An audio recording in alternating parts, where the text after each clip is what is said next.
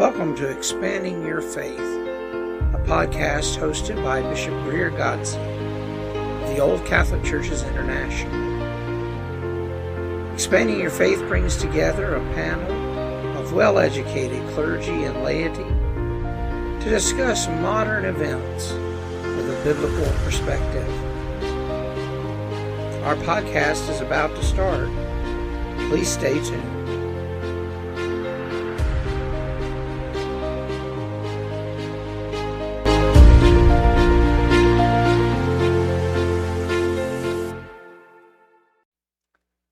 Hello everyone and welcome to Expanding Your Faith. I'm Bishop Greer and joining me tonight is Reverend Mark. Greetings everyone. And Bishop Ben. Blessings to everybody. Tonight we're going to talk about sweet baby Jesus. Childhood and infancy of Jesus. Since we're coming up here on Christmas already. So I thought that'd be a good topic for us to explore right here at Christmas. Not a lot said in the canonical Gospels about the life of Jesus as a child.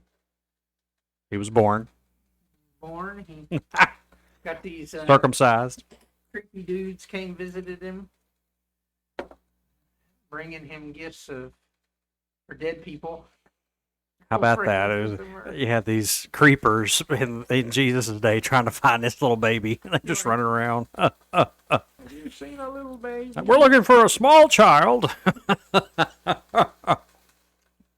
So that was, I'm sure that was an interesting adventure in the first century. They didn't have any white. The star. They didn't have any white vans. They were camels at the time.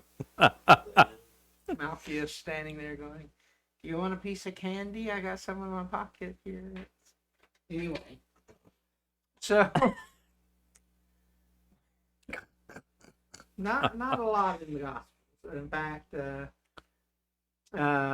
we see a glimpse of Jesus in utero with Mary and Elizabeth's meeting, and then he kind of pops out and we have a circumcision, and then there's a 12-year gap. And we see him going to get to the temple to get his bar mitzvah, basically. And then we don't see him again until he's in his 30s.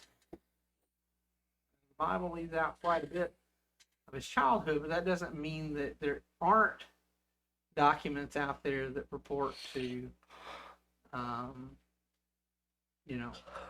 discuss that very topic, his childhood. Typically called infancy gospels.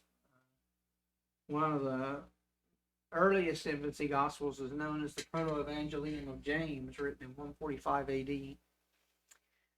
And in it, he talks about some of the same things that Matthew and Luke talk about, but he also talks about Mary's upbringing some too, her childhood.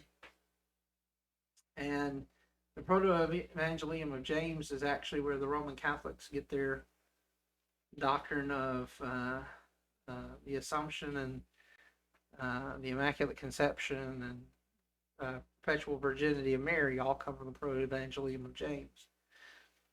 And James basically makes it out in a story about Jesus' birth with the midwife. The midwife attested that before she gave birth, Mary was a virgin, and then she checked her after birth and claimed that she was still a virgin. I don't know how that worked, but it's what she claimed. So that's where we get the perpetual virginity. Now, mind you, just as a side note, the Proto-Evangelium of James is considered a heretical book by the Roman Catholic Church, but they used it for creating doctrine for those things. So there's that little tidbit for those that were not aware. So we declare it heretical, but then we turn around and use it to create doctrine. Makes perfect sense. Sounds legit to me. Mm-hmm. So, and there's some good stories in some of these. Like, for instance, the infancy gospel of Thomas has some good quotes from Jesus. it's basically set in quote format, and it talks a little bit about Jesus' birth. And then the Gospel of Pseudo Matthew is another infancy gospel that they claim was composed in the 8th or 9th century. And but it is mentioned earlier than that in some writings. So. And then there's the Syriac infancy gospel, and then history of Joseph the carpenter, and the life of John the Baptist. Really what's interesting too is, for instance, I'm trying to find where I saw this.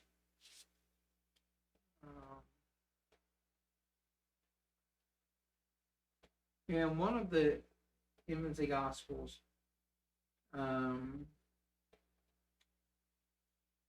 Jesus creates some birds and gives them life. Clay creates them out of clay and then makes them come to life. And that same story is related in the Quran. That's from the Gospel of Thomas, and it's actually in the Quran as well. Story of Jesus giving life to the birds as an infant. So it was some of these writings were at least known by the 500s when the Quran was written. So, and I think the point here is that Jesus had a normal childhood like anybody might have. Just because he was considered divine doesn't mean he didn't have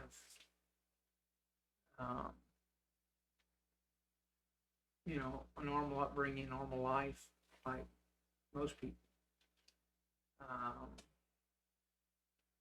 when he was growing up.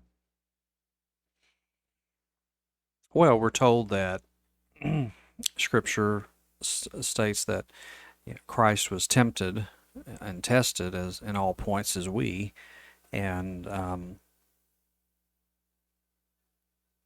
I can't imagine that the only time that Jesus faced temptation was in the wilderness.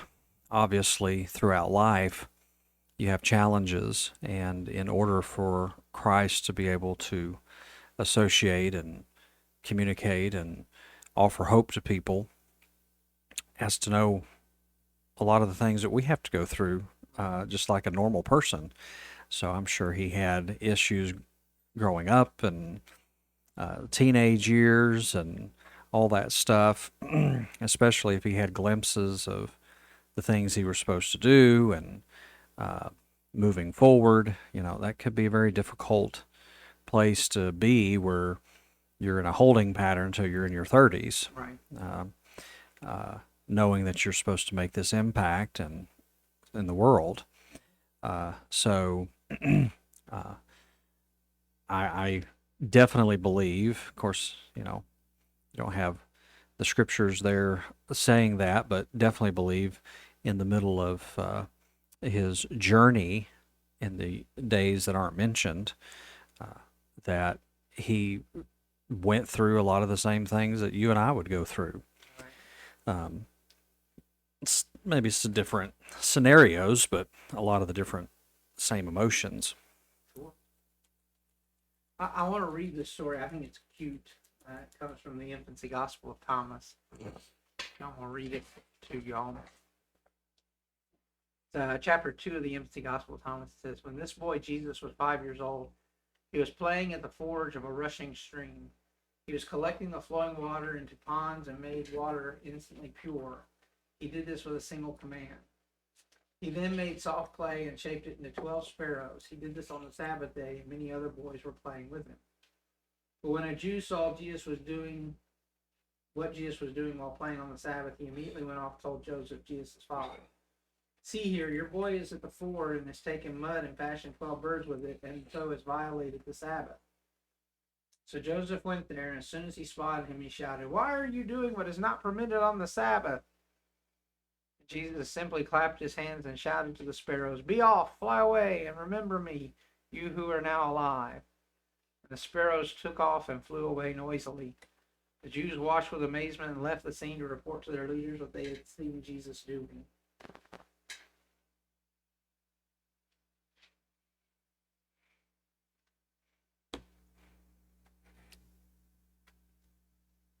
Yeah. Then another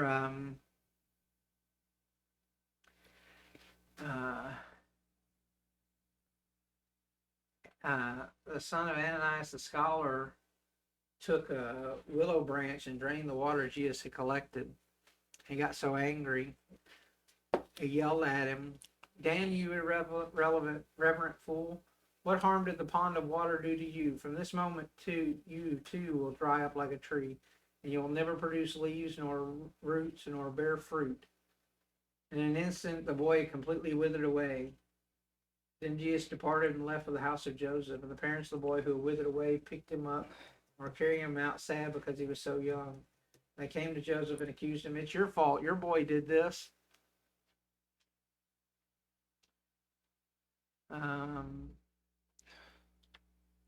The villagers go to run Jesus out of the village for killing one of their children.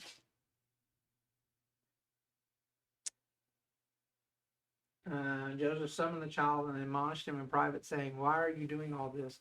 These people are suffering, and so they hate and harass us." Jesus says, "I know that these are not your words. Still, I will keep quiet for your sake. Those people must take their punishments." There and then his accusers became blind. Jesus just going around smiting everybody.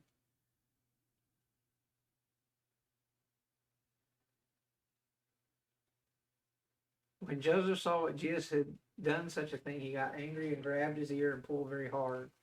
The boy became infuriated with him and replied, "It's one thing for you to seek and not find. It's quite another for you to act this unwisely.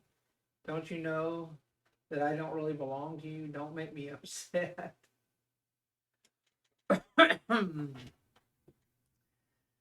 Jesus was getting a little testy.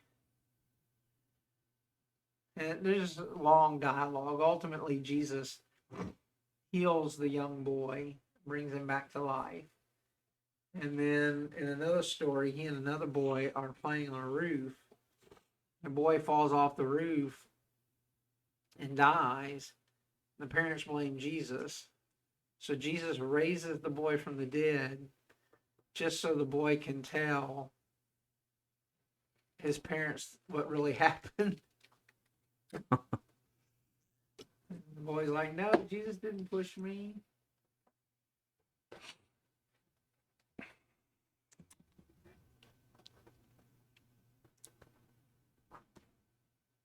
Well, there's a lot of little stories about Jesus healing people as an infant, as a child. People who got hurt and stuff in the village around them. So,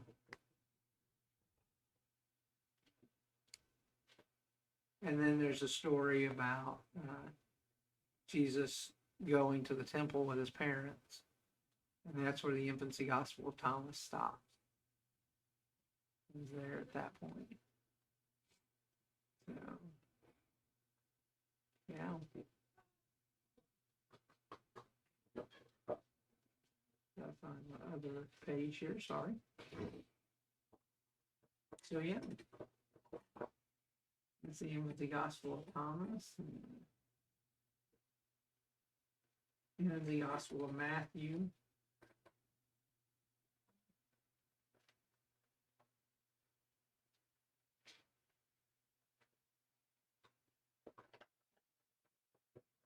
So, the Gospel of Pseudo Matthew, the infancy Gospel of Matthew, and another one that is not wanting to pull up for me right now. So,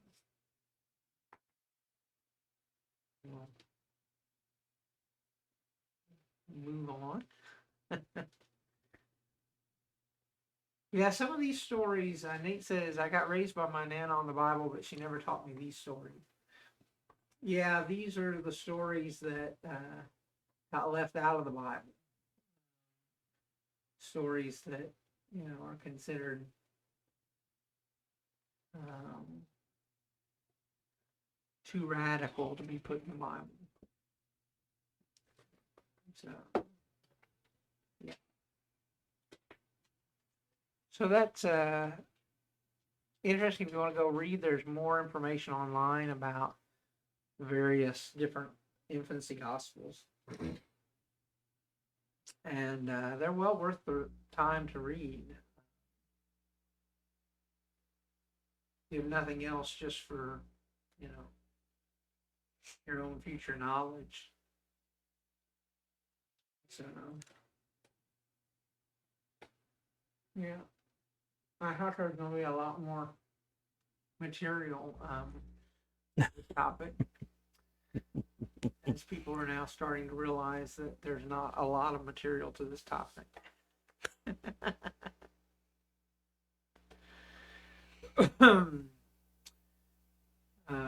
One of these days we'll go through maybe some of those books and look at them. But that was not going to be my intention tonight, just to go through those. But I think it's important to remember, especially right here at Christmas, there are so many people who live a life very similar to that of what Jesus and his family went through. Persecution, having to flee their home. They had to up and leave when Jesus was about 2 years old and flee to Egypt, living under the radar because Herod wanted to kill Jesus. And so, that's why we celebrate the Feast of the Holy Innocents on the 28th of December, is to remember all those young people killed by Herod in the days after in the years after Jesus' birth. And so we know that, that event happened almost 2 years after Jesus' birth, because Herod decided to kill children 2 years of age and younger, make sure he got Jesus. And much like Moses, Jesus is saved through, his parents' willingness to give up part of themselves. They decided to leave and move to Egypt to avoid that possible persecution, possible death. And so the Coptic Church has a tremendous tradition of some of the things that happened while Jesus was in Egypt. He managed to cause springs to show up in places where there had been droughts and no water. He healed people who were sick and injured, as well as wrought other miracles to prove who he was. So, there's a lot to the infancy of Jesus that is not contained in the Bible. A lot of people don't realize, too, that Jesus wasn't really born in December. True. And Jesus was not born in December. He was more likely born somewhere around September. What? Believe it or not, NASA, along with theologians and scholars, have put together possible dates for Jesus' birth, death, and resurrection based on the information given in the gospel accounts about astrological events that were occurring at the time. And their belief is that Jesus was born somewhere in the neighborhood of September 11th. Yes, you heard that correctly. September 11th. Which happens to also be the Coptic Orthodox Church's New Year's Day, when they celebrate Jesus as King. So that's kind of interesting, a little tidbit too. So anyway, and he died sometime in April. So, Yeah. That was a good paper I wrote about it too, but nobody liked the idea of changing the calendars. Yeah, it's very interesting about his death during Passover, because a lot of the symbolism revolves around Yom Kippur, the Jewish feast and Day of Atonement.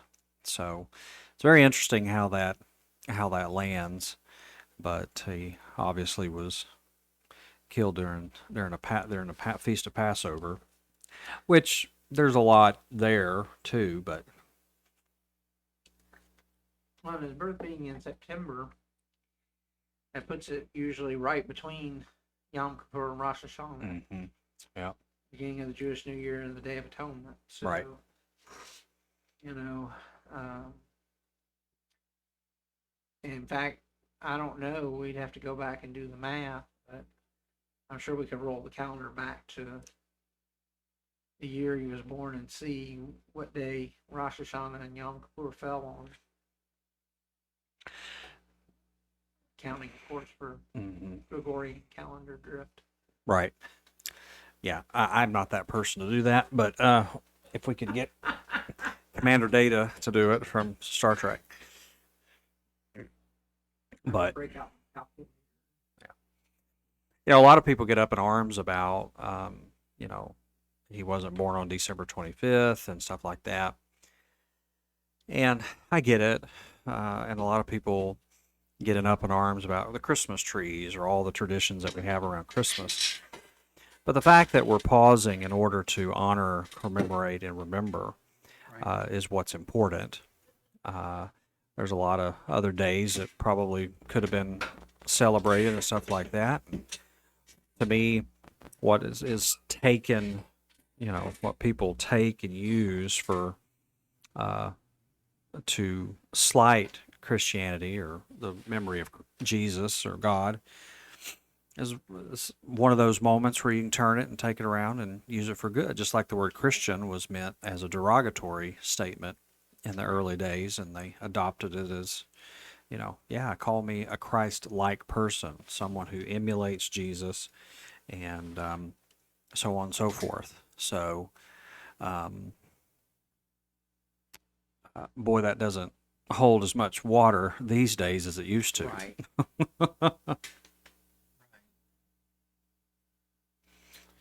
Well, I think we get wrapped up in that minutia things. Oh, do we have enough presents under the tree? Or, did I get everything that I needed or wanted for Christmas? And we forget about the true realities of the Christmas story. Well, I truly believe Christmas can have so many layers of meanings. Of course, at the heart of it is the gift of love and hope and joy and peace, the message of Christ, and the message that the birth and his arrival means to us. And it also can, it has so much intention of friendship and family. It's definitely a pause in our year, toward the end of our year, to remind us to think on those things that matter, those things are important, those things are vital in life.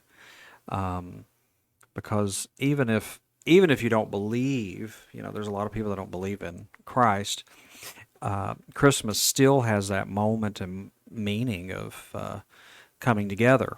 And so you can, start there with some people and, hopefully lead them into the message of God's love for them. But yes, it's a very difficult time for folks because of the desire and the meaning everybody has around this holiday for connection and relationship. And at the heart of that is the relationship with the divine and with the Almighty. And when we have messed up relationships or strained relationships or broken relationships with other people, we often translate that to our relationship with God or relationship with others. that, well, if my relationship with these people are all messed up, obviously my relationship with everybody else is going to be messed up, and we have no hope or expectation that it resolves or gets better. And we get this time of year where it's about connecting, it's about coming together, it's about, you know, parties and all this stuff. And when you have difficulty making those connections, those relationships, this time of the year is definitely harder because so many people are making those connections. So, the message of Christmas, even though December 25th isn't, obviously the day that he shows up, it's the day in which we remember. It's the day that, whatever time it was, we are remembering that moment in this time. So, I understand the history of the Christmas tree, and I understand the history of changing the day and all that stuff. But at the end of the day, my whole focus is the connection of what it means from God, what it means by my worship to God, what it means by me having family and friends connecting, and yes, presents get out of hand. I myself was running around today trying to get stuff and stressing out on things, but at the end of the day, it's about remembering those that are important in your life, and giving a gift, saying, "Hey," and if you don't have the money to give a gift, we all have time. We all have the gift of time. Sometimes that's all we can give. Your thoughts, Bishop? Well, I was sitting here contemplating, about family and time, and Reverend Mark has a very, very good point there, how to reflect. And a lot of people see this time of season, the holidays, as brutal Christmases where they're down and depressed. They don't know what to do with themselves, They're sitting at home, they don't want to be left alone. And I get that too, some parts of the day that people don't want to be messed with. So, at that point, when you think about, well, how can I make it better? Right. Or what can I do to make it more palatable for me, for anybody else suffering like depression or anxiety? So, you have to let your heart guide you, and the spirit guide you in that matter. Right. Well, I think that's very true. And I think that part of what we have lost in the Christmas season is that heart. Yep. We're focused on the realities of what Christmas is. We talk about, is the Christmas tree a pagan symbol, Christian symbol? Are we worshiping on Jesus' actual birthday, or was it the birthday of Saul? What is the whole kit and caboodle behind the observance? We forget what the real message is behind it. We forget the heart of it. Correct. And some people have turned it into too commercialized. They commercialize Right. Christmas way to an abundance. Right. Well, you only need to turn the TV on for 5 minutes.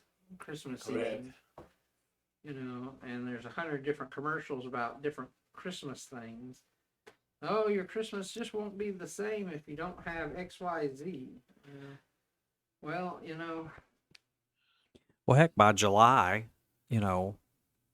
stores and places are turning people's attention towards it. And anybody that's been to my house knows how much I love Christmas. Oh. And I'm somebody that's like, ooh, almost the earlier the better. But I myself am turned off when I'm still in my shorts and sandals, and I turn down an aisle in the middle of July, and there's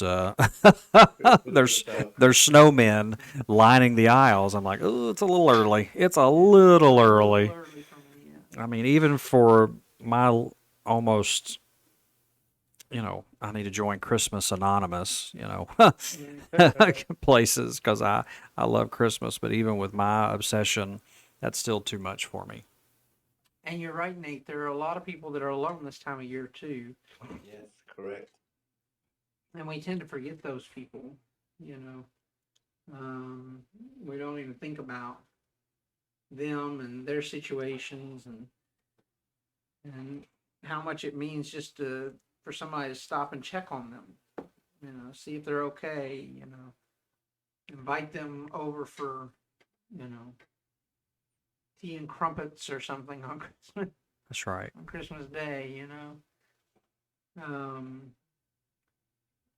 We also forget those the most disadvantaged. You know, the homeless and the poor, the widow and the orphan, who are supposed to be our primary focus as Christians, are on those most in need. But we tend to forget them, and People in nursing homes and people in nursing jails and jails, hospitals, clinics. There's all kinds of people in the world that need somebody just to remind them that they are important. They're a human being and they deserve love and attention. And so this is a good time of the year to make that possible, make that happen. As part of your Christmas list. and I think that to do that. I think that's important to do. It's definitely important to do with those people that you spoke of there. It's also important to do that with people that are among us that Right. we take for granted. We often think that because somebody's in a crowd, they're not alone. We often think because somebody is a strong leader or a strong whatever person that they've got it all together. And we neglect telling people how important they are to us when they are. Now, I'm not talking about making some stuff up just to fluff people, but when's the last time we stopped and we told people that are important in our lives, hey, you're important in my life and thank you. I'm here for you. And even because having pastored for so long, for almost 15 years now, I guess, it's amazing the people that will come and break down in my office or talking to me, pull me aside, and you think they've got so many things together. They lower the boom on you of all the stuff that they've been going through, whether it's mentally or physically, emotionally, financially, some type of way. And you would never think to pause and just say, hey, thank you. Or you mean something to me. What can I do for you? And I think Christmas time should be moments where we do just those things as well. And I have to admit, I'm guilty of. We all get involved in Christmas season, the holiday season. We get involved, and we as pastors tend to forget sometimes who our congregation really is, and we forget to acknowledge people that are suffering because we get so busy in our own schedule that we do forget. So busy. So busy. I'm guilty of that myself, forgetting about to say, well, I love you. Bring people that love them welcome. Well, it's been just nonstop for me. And I felt like I got a head start on, my decorating and all my stuff in early November. And then I found myself leading up to my Christmas party, and I was like, for my staff, I was like, oh my gosh, I, I'm still doing this, or I'm still doing that, and I'm scattered here, and I'm scattered there, or I'm doing this, and we often just get overwhelmed, and we let things overwhelm us. We let the pressure of things overwhelm us. As a whole, people aren't good about, pre-planning or planning ahead of stuff in it. Not anymore. And so we let things just overwhelm us. And we thought, oh, I got to do it for this. Oh, I got to do for that. Oh, I got to do for this. I was talking to somebody the other day, and they're like, oh, well, you just have to get for this, or just have to. I said, I have a whole staff of people at church. I have people at work. I have people in my personal life. I said, no, it's not just, I wish it was just me. I wish it was just 3 people. But no, it's not that way.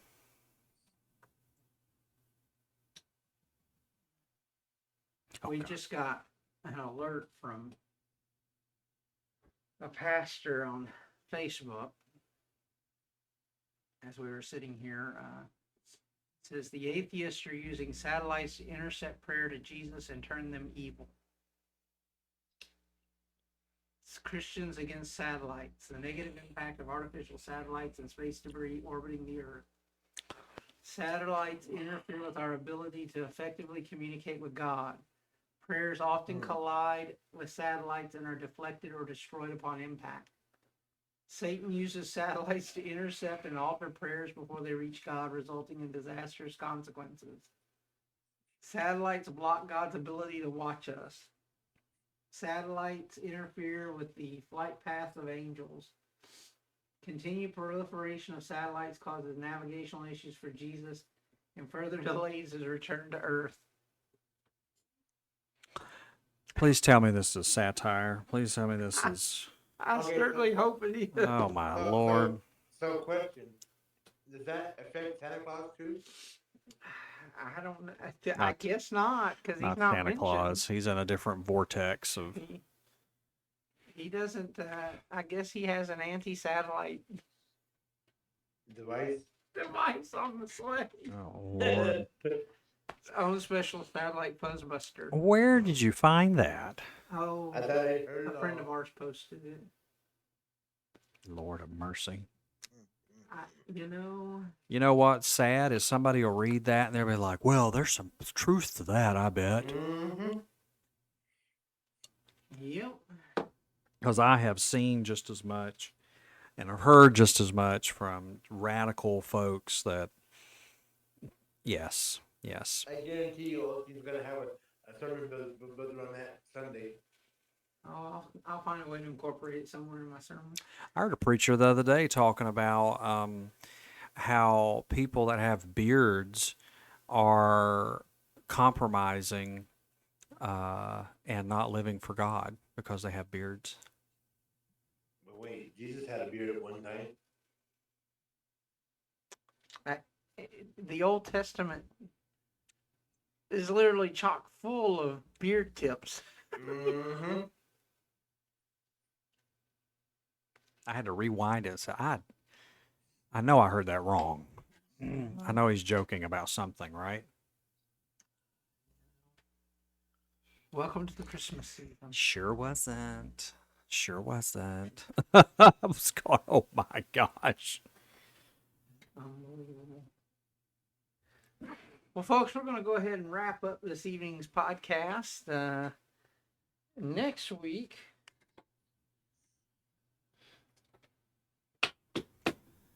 Breaking out the list. Next week, Yes. let's take a break from seriousness and talk about cigars. Cigar episode. I thought you were going to say next week Bishop Ben's carrying the show. Yeah. Bishop No. Greer Godsey. So we'll do a cigar episode next Saturday. So I hope you all will join us for that. Thank you, Reverend Mark and Bishop Ben, for being here tonight. Thank you for that. Thank you for hosting us, Bishop. And always a pleasure. And Francis back here for keeping an eye on us. Yeah, making sure that we say what we're supposed to. Mhm. So until then, God loves you and so do we. Until we once again attempt to expand your faith, keep shining bright, my friends.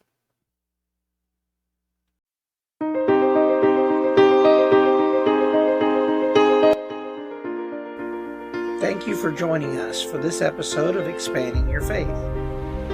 For more information on Expanding Your Faith, check us out on facebook.com/Expanding Your Faith. We are available on Apple Podcast, Spotify, Google Play, and wherever you find your podcasts. Until next week, when we once again attempt to expand your faith, keep shining bright.